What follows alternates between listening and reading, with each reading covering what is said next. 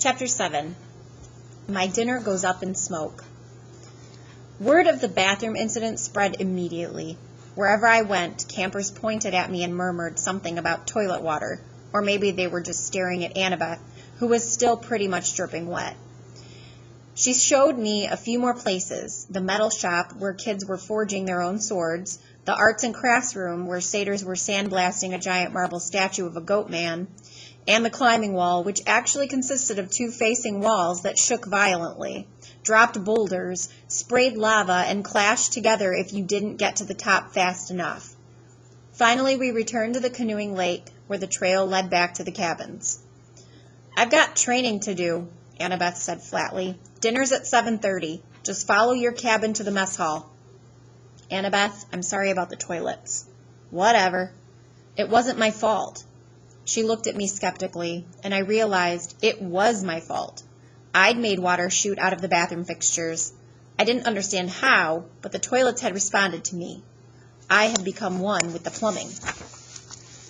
"You need to talk to the Oracle," Annabeth said. "Who?" "Not who. What? The Oracle. I'll ask Chiron." I stared into the lake, wishing somebody would give me a straight answer for once. I wasn't expecting anybody to be looking back at me from the bottom, so my heart skipped a beat when I noticed two teenage girls sitting cross-legged at the base of the pier, about 20 feet below. They wore blue jeans and shimmering green t-shirts, and their brown hair floated loose around their shoulders as minnows darted in and out. They smiled and waved as if I were a long-lost friend. I didn't know what else to do. I waved back. "Don't encourage them," Annabeth warned. "Naiads are terrible flirts." "Naiads," I repeated, feeling completely overwhelmed. "That's it. I want to go home now." Annabeth frowned. "Don't you get it, Percy? You are home. This is the only safe space on Earth for kids like us." "You mean mentally disturbed kids?" "I mean not human. Not totally human anyway. Half human." "Half human and half what?" "I think you know." I didn't want to admit it, but I was afraid I did. I felt a tingling in my limbs, a sensation I sometimes felt when my mom talked about my dad. "God," I said. "Half God." Annabeth nodded. "Your father isn't dead, Percy. He's one of the Olympians." "That's crazy." "Is it? What's the most common thing gods did in the old stories? They ran around falling in love with humans and having kids with them. Do you think they've changed their habits in the last few millennia?" "But those are just," I almost said myths again. Then I remembered Chiron's warning that in 2,000 years I might be considered a myth. "But if all the kids here are half-gods," "demigods," Annabeth said. "That's the official term. Or half-bloods." "Then who's your dad?" Her hands tightened around the pier railing. I got the feeling I'd just trespassed on a sensitive subject. "My dad is a professor at West Point," she said. "I haven't seen him since I was very small. He teaches American history. He's human." "What? You assume it has to be a male god who finds a human female attractive? How sexist is that?" "Who's your mom, then?" "Cabin 6. "Meaning?" Annabeth straightened. "Athena, goddess of wisdom and battle." "Okay," I thought. "Why not?"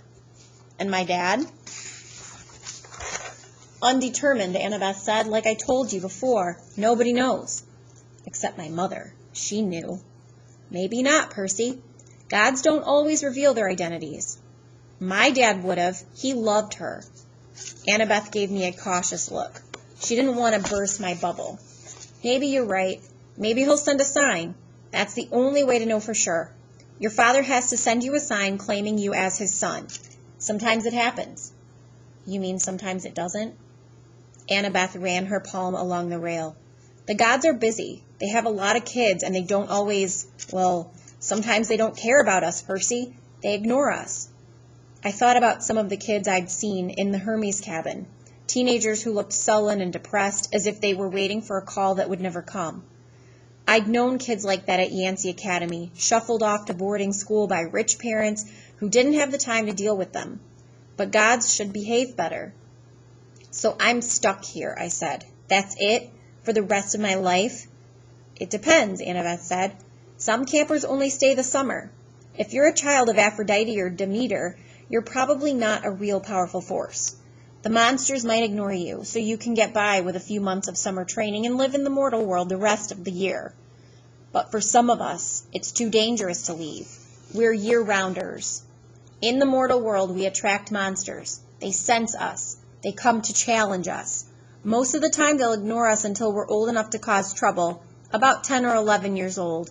But after that, most demigods either make their way here or they get killed off. A few manage to survive in the outside world and become famous. Believe me, if I told you the names, you'd know them. Some don't even realize they're demigods, but very, very few are like that. So monsters can't get in here? Annabeth shook her head. Not unless they're intentionally stocked in the woods or especially summoned by somebody on the inside. Why would anybody want to summon a monster? Practical fights, practical jokes. The point is, the borders are sealed to keep mortals and monsters out. From the outside, mortals look into the valley and see nothing unusual, just a strawberry farm. So you're a year-rounder? Annabeth nodded. From under the collar of her t-shirt, she pulled a leather necklace with 5 clay beads of different colors. It was just like Luke's, except Annabeth's also had a big gold ring strung on it, like a college ring. I've been here since I was 7, she said. Every August, on the last day of summer session, you get a bead for surviving another year. I've been here longer than most of the counselors, and they're all in college. Why did you come so young? She twisted the ring on her necklace. None of your business. Oh, I stood there for a minute in uncomfortable silence. So I could just walk out of here right now if I wanted to? It would be suicide, but you could, with Mr. D's or Chiron's permission. But they wouldn't give permission until the end of the summer session unless you were granted a quest. But that hardly ever happens. The last time, her voice trailed off. I could tell from her tone that the last time hadn't gone well. Back in the sick room, I said, when you were feeding me that stuff, ambrosia. Yeah, you asked me something about the summer solstice. Annabeth's shoulders tensed. So you do know something. Well, no. Back at my old school, I overheard Grover and Chiron talking about it. Grover mentioned the summer solstice. He said something like we didn't have much time because of the deadline. What did that mean? She clenched her fists. I wish I knew. Chiron and the satyrs, they know, but they won't tell me. Something is wrong in Olympus, something pretty major. Last time I was there, everything seemed so normal. You've been to Olympus? Some of us year-rounders, Luke and Clarice and I and a few others, we took a field trip during winter solstice. That's when the gods have their big annual council. But how did you get there? The Long Island Railroad, of course. You get off at Penn Station, Empire State Building, special elevator to the 600th floor. She looked at me like she was sure I must know this already. You are a New Yorker, right? Oh, sure. As far as I knew, there were only 102 floors in the Empire State Building, but I decided not to point that out. Right after we visited, Annabeth continued, the weather got weird, as if the gods had started fighting. A couple of times since, I've overheard satyrs talking. The best I can figure out is that something important was stolen, and if it isn't returned by summer solstice, there's going to be trouble. When you came, I was hoping, Athena can get along with just about anybody except for Ares, and of course, she's got the rivalry with Poseidon. But, aside from that, I thought we could work together. I thought you might know something. I shook my head. I wished I could help her, but I felt too hungry and tired and mentally overloaded to ask any more questions. I've got to get a quest, Annabeth muttered to herself. I'm not too young. If they would just tell me the problem. I could smell barbecue smoke coming from somewhere nearby. Annabeth must have heard my stomach growl. She told me to go on, she'd catch me later. I left her on the pier, tracing her finger across the rail as if drawing a battle plan. Back at Cabin 11, everybody was talking and horsing around, waiting for dinner. For the first time, I noticed that a lot of the campers had similar features. Sharp noses, upturned eyebrows, mischievous smiles. They were the kind of kids that teachers would peg as troublemakers.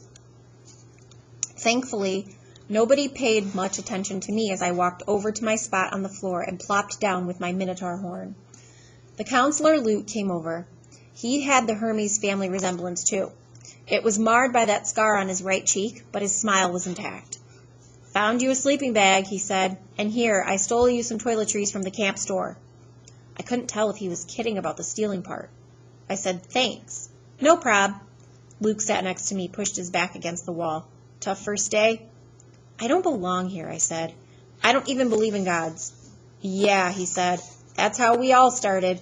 Once you start believing in them, it doesn't get any easier." The bitterness in his voice surprised me because Luke seemed like a pretty easygoing guy. He looked like he could handle just about anything. "So your dad is Hermes?" I asked. He pulled a switchblade out of his back pocket, and for a second I thought he was going to gut me, but he just scraped the mud off the sole of his sandal. "Yeah, Hermes. The wing-footed messenger guy. That's him. Messengers, medicine, travelers, merchants, thieves. Anybody who uses the roads. That's why you're here, enjoying Cabin 11's hospitality. Hermes isn't picky about who he sponsors." I figured Luke didn't mean to call me a nobody. He just had a lot on his mind. "You ever meet your dad?" I asked. "Once." I waited, thinking that if he wanted to tell me, he'd tell me. Apparently he didn't. I wondered if the story had anything to do with how he got his scar. Luke looked up and managed a smile. "Don't worry about it, Percy. The campers here, they're mostly good people. After all, we're extended family, right? We take care of each other." He seemed to understand how lost I felt, and I was grateful for that, because an older guy like him, even if he was a counselor, should have steered clear of an uncool middle schooler like me. But Luke had welcomed me into the cabin. He'd even stolen me some toiletries, which was the nicest thing anybody had done for me all day. I decided to ask him my last big question, the one that had been bothering me all afternoon. Clarice from Aries was joking about me being Big 3 material. Then Annabeth, twice, she said I might be the one. She said I should talk to the Oracle. What was that all about? Luke folded his knife. "I hate prophecies." "What do you mean?" His face twitched around the scar. "Let's just say I messed things up for everybody else. The last 2 years, ever since my trip to the Garden of the Hesperides went sour, Chiron hasn't allowed any more quests. Annabeth's been dying to get out into the world. She pestered Chiron so much he finally told her he already knew her fate. He'd had a prophecy from the Oracle. He wouldn't tell her the whole thing, but he said Annabeth wasn't destined to go on a quest yet. She had to wait until somebody special came to the camp." "Somebody special?"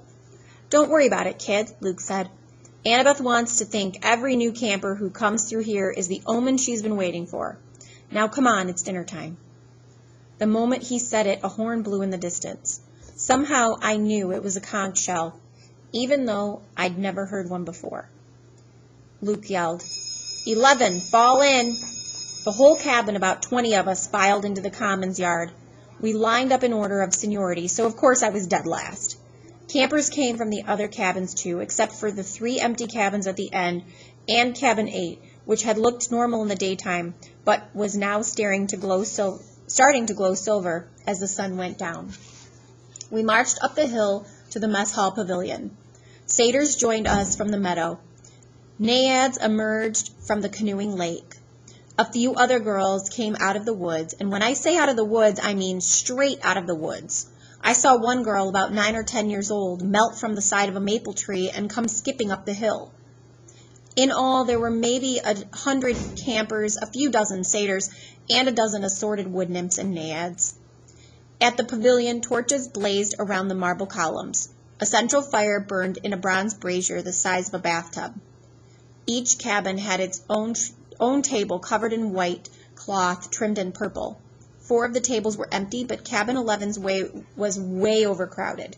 I had to squeeze onto the edge of a bench with half my butt hanging off. I saw Grover sitting at table 12 with Mr. D, a few satyrs, and a couple of plump blonde boys who looked just like Mr. D. Mr. D. Chiron stood to one side, the picnic table being way too small for a centaur. Annabeth sat at table 6 with a bunch of serious-looking athletic kids, all with her gray eyes and honey blonde hair. Clarice sat behind me at Aries' table. She'd apparently gotten over being hosed down, because she was laughing and belching right alongside her friends.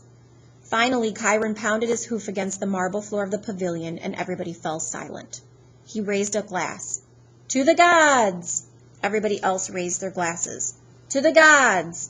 Wood nymphs came forward with platters of food. Grapes, apples, strawberries, cheese, fresh bread, and yes, barbecue. My glass was empty, but Luke said, "Speak to it, whatever you want. Non-alcoholic, of course." I said, "Cherry Coke." The glass filled with sparkling caramel liquid. Then I had an idea. Blue cherry Coke. The soda turned a violent shade of cobalt. I took a cautious sip. Perfect. I drank a toast to my mother. "She's not gone," I told myself. "Not permanently, anyway. She's in the underworld. And if that's a real place, then someday—" "Here you go, Percy," Luke said, handing me a platter of smoked brisket. I loaded my plate and was about to take a big bite when I noticed everybody getting up, carrying their plates toward the fire in the center of the pavilion. I wondered if they were going for dessert or something. "Come on," Luke told me. As I got closer, I saw that everyone was taking a portion of their meal and dropping it into the fire. The ripest strawberry, the juiciest slice of beef, the warmest, most buttery roll. Luke murmured in my ear, "Burnt offerings for the gods. They like the smell." "You're kidding." His look warned me not to take this lightly, but I couldn't help wondering why an immortal, all-powerful being would like the smell of burning food. Luke approached the fire, bowed his head, and tossed in a cluster of fat red grapes. "Hermes." I was next. I wished I knew what God's name to say. Finally, I made a silent plea. "Whoever you are, tell me, please." I scraped a big slice of brisket into the flames. When I caught a whiff of the smoke, I didn't gag. It smelled nothing like burning food. It smelled of hot chocolate and fresh-baked brownies, hamburgers on the grill, and wildflowers, and 100 other good things that shouldn't have gone well together, but did. I could almost believe the gods could live off of that smoke. When everybody had returned to their seats and finished eating their meals, Chiron pounded his hoof again for our attention.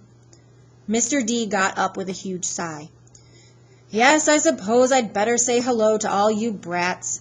Well, hello. Our activities director, Chiron, says the next Capture the Flag is Friday.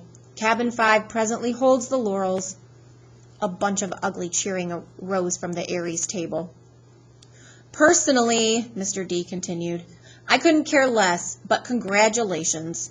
Also, I should tell you that we have a new camper today, Peter Johnson."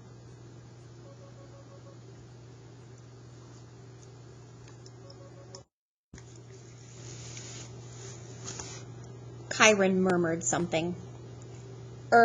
Percy Jackson," Mr. D corrected. "That's right. Hurrah and all that. Now run along to your silly campfire. Go on." Everybody cheered. We all headed down toward the amphitheater where Apollo's cabin let us sing along. We sang camp songs about the gods and ate s'mores and joked around, and the funny thing was, I didn't feel that anyone was staring at me anymore. I felt that I was home. Later in the evening, when the sparks from the campfire were curling into a starry sky, the conch horn blew again, and we all filed back to our cabins. I didn't realize how exhausted I was until I collapsed on my borrowed sleeping bag. My fingers curled around the Minotaur's horn. I thought about my mom, but I had good thoughts. Her smile, the bedtime stories she would read me when I was a kid, the way she would tell me not to let the bedbugs bite. When I closed my eyes, I fell asleep instantly. That was my first day at Camp Half-Blood. I wish I'd known how briefly I would get to enjoy my new home.